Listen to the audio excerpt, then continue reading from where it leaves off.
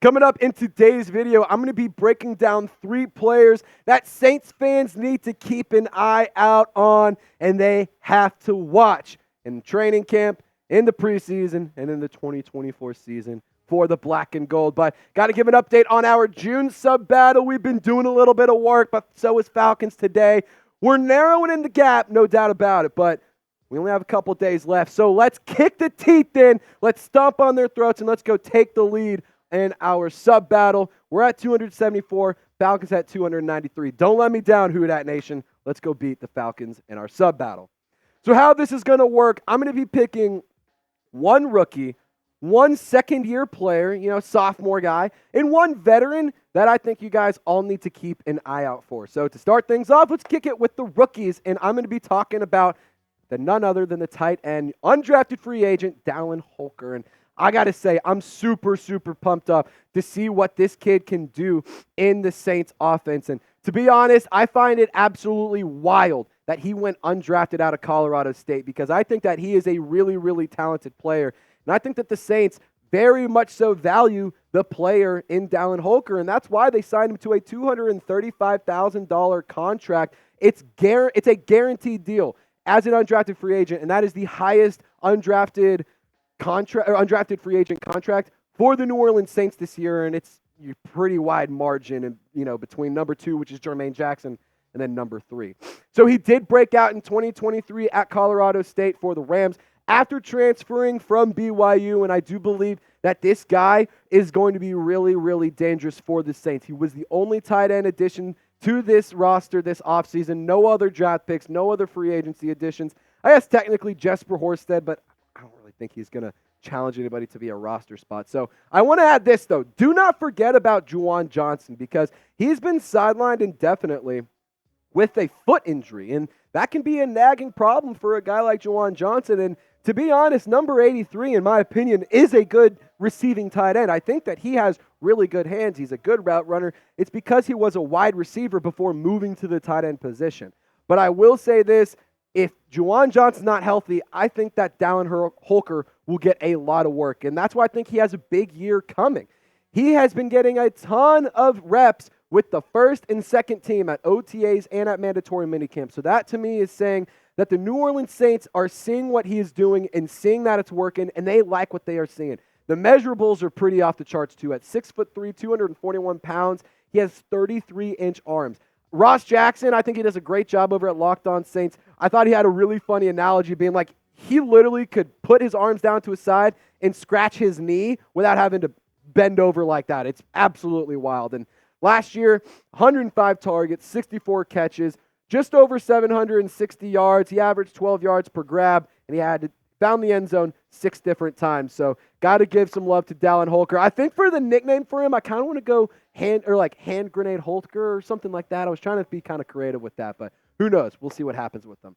How many touchdowns do you think that the rookie is going to score this season? Let me know in the comments section. I think it could be somewhere around 3 or 4, because I think he could be really active in the end zone, or in the red zone specifically, but also as a deep threat for the Saints as well. I'm sorry? I mean, that's a great point, Jeremy Chuggs. If you want to score as many touchdowns as Dallin Holker is going to score this year, you got to go check out Chubby Shorts, because Chubby Shorts is sponsoring today's program, and I just got to say thank you so much to them for making today's shows possible. It's summertime, Saints fans, and the skies are out. That means the thighs are out too. So crack open a cold one and make any day feel like a Saturday when you use our code CHAT. That's code CHAT to get 20% off when you visit chubbyshorts.com. Chubby's makes clothes that make every moment feel like a vacation. Now, some people, they like to wear jerseys. They like to wear tuxedo t-shirts. They like to wear all sorts of stuff to show that they like to party. But for me, I'm rocking Chubby Shorts, their swimsuits, and their shirts by the pool when I'm at the bar, when I'm just kicking it back with the homies. And I've been rocking a dad bod since I was in high school, and Chubby Shorts have been keeping me looking fresh, feeling good, and feeling super, super confident. And they have the most comfortable shorts, swimsuits, pants, polos, and even button-down shirts. I thought that was crazy when I first found out they had button-down shirts, but they really do, and they're really, really nice. They would even have your grandma praising how well you clean up, and your girlfriend wanting to go ahead and get down. It's always the weekend when you're rocking Chubby Shorts, and for a limited time, they're giving our viewers 20% off your order with our code CHAT. That's code CHAT at chubbyshorts.com. One more time, use code CHAT at chubbyshorts.com. Support our show and tell them we sent you. Don't blend in the crowd. Stand out with Chubbies. Go ahead and get yourself some gear. I just picked up a new swimsuit. They have very bright colors, a lot of cool patterns, and they're really, really comfortable. They dry really fast, so if you're a guy who likes to hang out by the pool but also maybe go play some cornhole or something as well, they are perfect for any occasion. So my sophomore player to watch, my second-year player that I'm keeping an eye out on, and I think you should as well, sitting at home, is Jordan Howden. The rookie safety last year out of Minnesota, he had a phenomenal season, and I think that this is a player who could have a long-term impact and a long-term, very positive impact for the New Orleans Saints. To me, it kind of feels like this could be the guy who inevitably takes over for Tyrann Mathieu whenever he has to retire. And last year in his rookie campaign, the PFF numbers, it's not anything that's like, holy cow, this guy was absolutely insane, but at the same token, they weren't bad at all. 67.0 for his overall grade. His run defense was pretty solid. The pass rush was really, really good. The coverage grade was pretty solid as well. And he did get a lot of run with a total of 569 snaps. Now, I want to hone in on some of the games where he got a lot of work and he was, a starter and he got like a ton of reps. So I honed in on these 6 games because there was only 6 where Jordan Howden had 30-plus snaps at free safety, specifically at free safety. Now, in Week 3 against the Packers, he had a really solid day. No pass breakups, but only 15 yards allowed. And then in Week 5 against the Patriots, a really good day. 2 pass breakups and an 81.7 coverage grade. He only allowed 2 yards. That's really good stuff. In Week 13, he struggled a little bit, but so did everybody in that first half against the Lions. In Week 14, he did have a pass breakup. The coverage grade could have been better, but at the end of the day, it's a bad Panthers team, and you kind of had your way with them throughout the whole game. In Week 15, no pass breakups, but only 9 yards allowed. And in Week 16, he had 1 pass breakup with 0 yards allowed, which is really, really good stuff. And take into consideration, that's a good quarterback throwing to good receivers. And that's why I believe Jordan Howden should start next to Tyrann Mathieu. I do not believe it should be Jonathan Abram. I think in Week 1, it needs to be Jordan Howden and Tyrann Mathieu because when you have those 2 guys, you have 2 very physical, very smart, and very instinctual players who can play at any spot on the field. And I think that that's a really, really good tandem. Now, kind of cool chat fact that I learned when I was doing some research about Jordan Howden in his collegiate career.